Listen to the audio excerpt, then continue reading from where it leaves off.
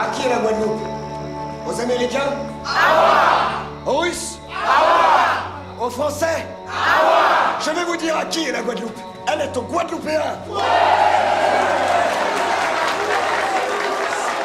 Le Bumidum, cette chose infâme inventée par le blanc, n'a qu'un seul but: jeter les Noirs hors de ce pays.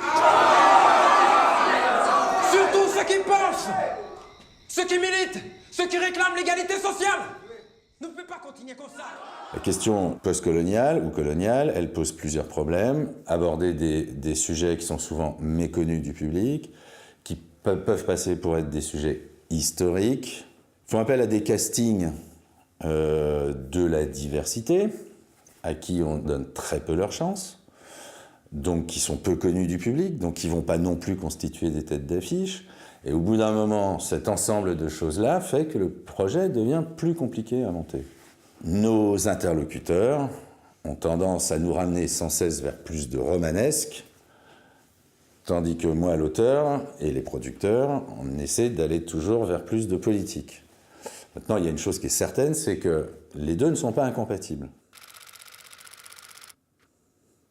Et si on ne comprend pas que tout ça se produit au lendemain de la guerre d'Algérie, quelle est la politique de la France relativement à ces anciennes colonies qui sont entre-temps devenues des départements, ce qu'on appelle les confettis de l'Empire, on ne peut pas comprendre ce qui s'est passé, et on ne peut pas comprendre encore aujourd'hui la société dans laquelle nous sommes. Donc c'était très important qu'on parle des années 60, parce que sinon on n'a pas le point de départ, on ne peut pas comprendre dans quel contexte ça s'est produit, jusqu'à aujourd'hui, pour savoir qu'est-ce qui reste de la question postcoloniale.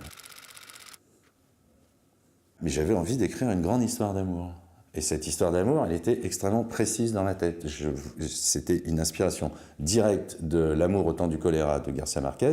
Je voulais faire une histoire d'amour qui est impossible entre un homme et une femme et qui ne se produit, qui ne se réalise que quand ils ont 75 ans.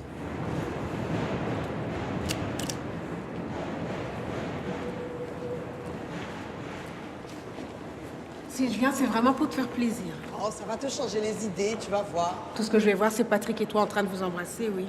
Je m'en fous de Patrick et moi, hein. J'y vais pour faire la fête, notre première fête à Paris. Et puis, tu pourras rencontrer quelqu'un, il ne tient qu'à toi. Si tu crois que j'en ai envie après avoir revu Samuel. Oh, Samuel. Il n'y a pas que Samuel sur Terre, hein. Puis tu vas le retrouver, Paris n'est pas si grand, hein. Mais il est déjà poinçonné, monsieur. Vous voyez pas qu'il y a un trou? Une des raisons qui m'a poussé à écrire ce film, c'est que beaucoup de gens, me sachant réunionnais, m'ont demandé au cours de ma vie pourquoi il y avait autant d'Antillais et de Réunionnais à la Poste, dans les hôpitaux, à la RATP, à la SNCF, et toujours au plus bas. Eh bien, c'est la génération Bumidum. C'est la génération Bumidum. Il y a un audit qui a été réalisé il y a 6 ou 7 ans pour savoir ce qu'il en avait été de leur carrière. À 85%, ils sont restés toute leur vie au même échelon que celui auquel ils avaient été engagés. C'est-à-dire que dans aucune de ces entreprises publiques, il y a eu une forme quelconque de promotion sociale. Ma mère, elle est incarnée dans le film par le personnage de Charlet. Hein. Ma mère, elle est vraiment partie à 18 ans.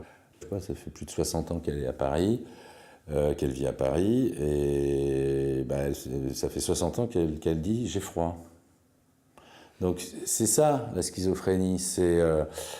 Il y a la part de l'atavisme, elle n'ira jamais revivre là-bas pour rien au monde. Mais quand elle y retourne, elle en est très contente. Après, il y en a certains qui sont partis avec des rêves qu'ils ont plus ou moins réussi. Le Bumidum a été pour certains une tragédie. C'est quand même des filles qui se sont retrouvées sur le trottoir. Enfin, je veux dire, il faut dire la vérité. C'était un aller sans retour. Le Bumidum n'a jamais tenu les promesses qui avaient été faites.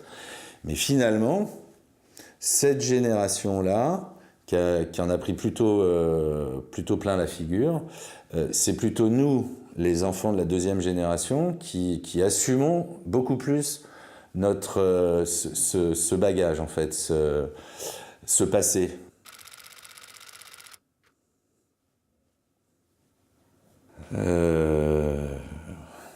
Ouais, question embarrassante, hein.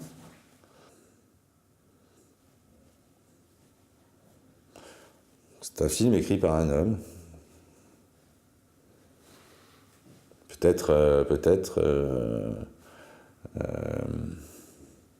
Alors, il y a il y a la place de la femme dans les sociétés ultramarines dans les années 60. Hein.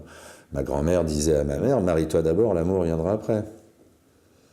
Donc, est-ce que le film traduit, au fond, cette position extrêmement fragile de la femme dans cette société et que donc elle se révolte autrement? Donc, moi, je crois pas que je pense pas, hein, c'est intéressant ce que vous dites, mais je pense pas que le malheur vienne des femmes dans ce film. Je pense que l'action vient des femmes dans ce film. Ce sont elles qui dirigent. Et puis je suis une mère.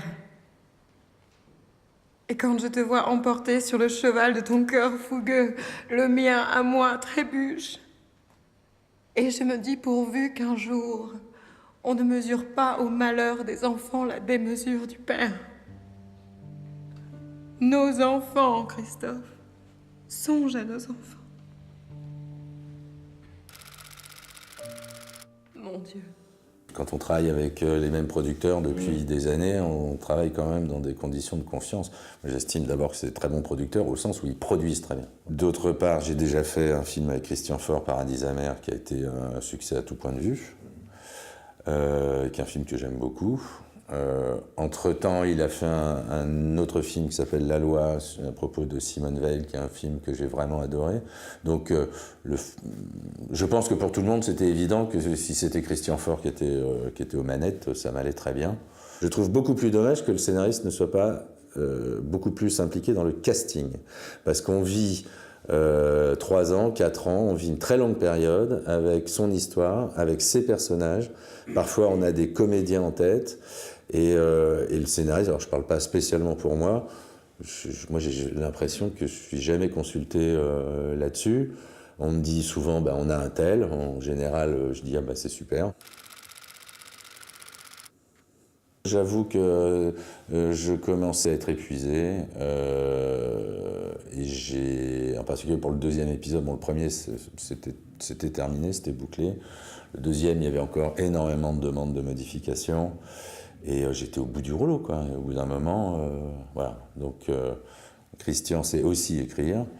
Et je pense qu'il commençait aussi à se poser les contraintes du plan de travail, de quel argent on aurait réellement. Aller tourner un film en costume en Guadeloupe, c'est quand même plus difficile que de tourner en bas de la maison aujourd'hui. Mais effectivement, on s'est fait quelques allers-retours au début pour se mettre d'accord sur les modifications à apporter, mais moi j'étais plus en état de continuer, c'était trop long.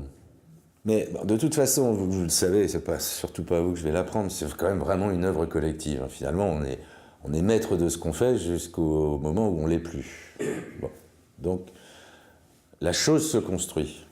Le scénariste, quand il regarde pour la première fois le film, à vrai dire, il sait pas très bien ce qu'il va voir, quoi.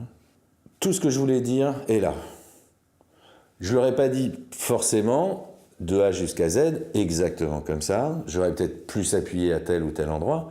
Mais c'est très important aussi que ça passe dans le filtre des autres, de leur point de vue, en particulier des producteurs, du réalisateur, même d'un diffuseur, voir un petit peu comment on aborde ces questions. Grande fierté qu'on peut avoir aussi par rapport à ce film, c'est que je crois qu'à aucun moment on enfonce le clou, à aucun moment on est en train d'asséner des vérités. Je pense qu'on est dans quelque chose d'allusif, de parabolique, de distancié, et en même temps de très important, qui nous permet à la fin du second épisode de comprendre aussi certaines trajectoires et comment en partant des années 60 dans un petit coin de la Guadeloupe, on finit par se retrouver en Afghanistan ou en Irak à tirer sur les forces alliées. C'est ça, ce film.